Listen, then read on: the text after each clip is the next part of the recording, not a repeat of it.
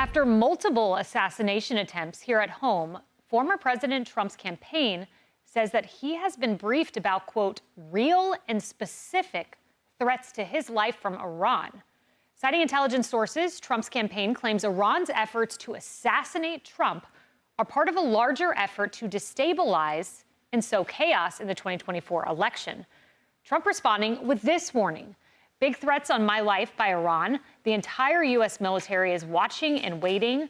Moves were already made by Iran that didn't work out, but they will try again. Not a good situation for anyone. I am surrounded by more men, guns, and weapons than I ever have seen before.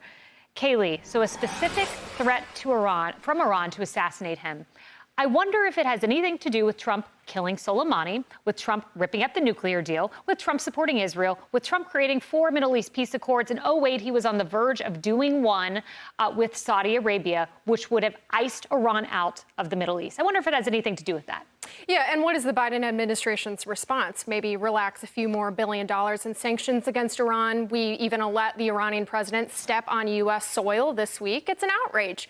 And I think one factor that needs to be considered here is the Biden administration's contribution to Iran's assassination plot by opening up our southern border completely. We already know that hundreds of illegal immigrants with confirmed ties to terrorist organizations have come into the country. And those are just the ones that Border Patrol agents are aware of. There could be hundreds more. There could be thousands more. The fact is, we don't know.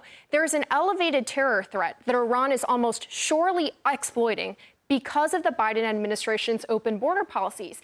And that puts not just Trump in danger, but every other American citizen as well. It does. And some American citizens who are in danger, Harris, and they all have something in common. Excuse me. We'll put up their pictures.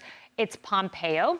It's Bolton. Look at this list. They're all Trump officials, some of whom have had assassination attempts, credible ones, threatened against them as well. Trump officials who were around when those decisions were made, like Soleimani and the like. There's something else that I think we're missing here, though.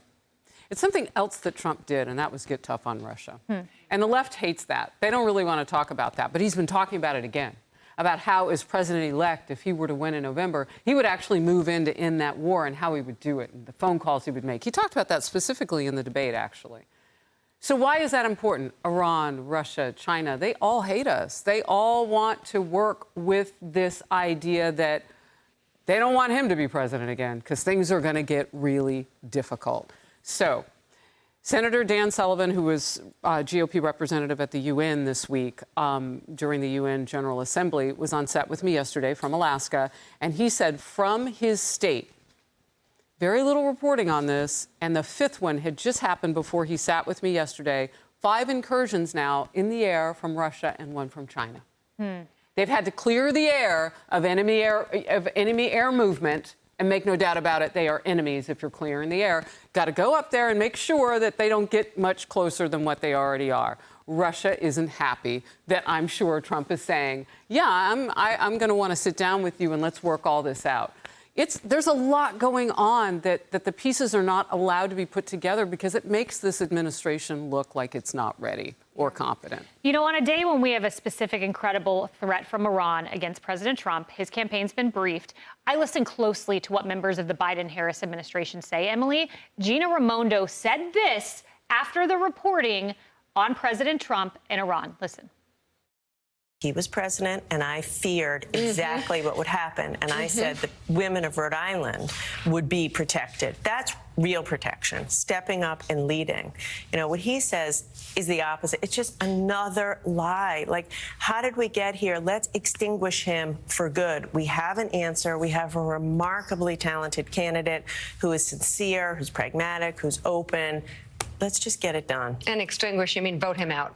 Yes, absolutely. Yeah. Vote him out. Banish him from American politics. Yes, just vote him out so he goes away because it's just not where America, her new way forward, her vision. Let's turn the page on his chaos and craziness, vindictiveness, wrong-headed economic strategy, hatred towards women, and move forward. She tried to clean it up, but she used the word extinguish. Yes, she did. And we're going to cover later in the show what the current president and current commander-in-chief, what language he used just this morning on some morning show. Your tax dollars, just as a reminder, are paying that woman's salary. So she's getting paid by us while she is spewing that vile rhetoric.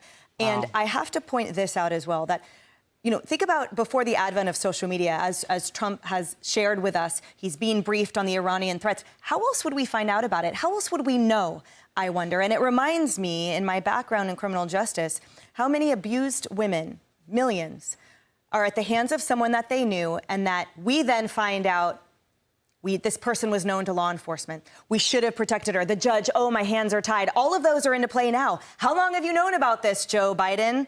Why have you stayed quiet? There was a specific credible threat from Iran, and yet you didn't come out and denounce Iran? I mean, the shackles of Secret Service agents at the behest of their incompetent leadership, the list goes on. And at the end of the day, the whole point is that the president is saying, I knew at the time I should have done more. To Paul Morrow's point, it's inevitable. And that's the scariest part. Charles. Here's the thing. Every bad so-called strong man in the world has been emboldened under Biden. Last night, China launched an ICBM, and they let us know they could target anywhere in the United States. Yes. North Korea, Russia invades Ukraine, Hamas into Israel. It's happening over and over again.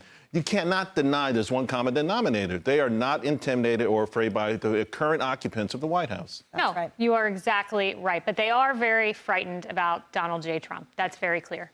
Hey everyone, I'm Emily Campagno. Catch me and my co-hosts Harris Faulkner and Kaylee McEnany on Outnumbered every weekday at 12 p.m. Eastern, or set your DVR. Also, don't forget to subscribe to the Fox News YouTube page for daily highlights.